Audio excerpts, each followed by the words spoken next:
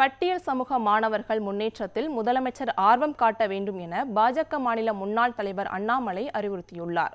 இது தொடர்பாக அறிக்கை வெளியிட்டுள்ள அண்ணாமலை, ஆதி திராவிடர் நலத்துறை சார்பில் தமிழகம் முழுவதும் நடத்தப்படும் மாணவர் விடுதிகளில் 100க்கும் மேற்பட்ட விடுதிகள் மூடப்பட்டுள்ளதாக வரும் செய்திகள் அதிர்ச்சி அளிப்பதாக தெரிவித்துள்ளார். சுத்தமான அறைகள், சுகாதாரமான குடிநீர், தரமான உணவு என்ற அடிப்படை வசதிகள் கூட செய்து கொடுக்கப்படாததால் மாணவர்கள் இந்த விடுதிகளில் சேர்ந்து படிக்க விருப்பம் காட்டுவதில்லை என குறிப்பிட்டுள்ளார். பட்டியல் சமூக மாணவர்களுக்கு மத்திய அரசு தரும் நிதியை திமுக அரசு திருப்பி அனுப்பிவிடுவதாக குற்றம் சாட்டியுள்ளார். உதட்டளவில் சமூக நீதி பேசி ஊரை ஏமாற்றுவதில் காட்டும் ஆர்வத்தை பட்டியல் சமூக மக்கள், மாணவர்கள் முன்னேற்றத்தில் முதலமைச்சர் ஸ்டாலின் காட்ட வேண்டும் என அண்ணாமலை வலியுறுத்தியுள்ளார்.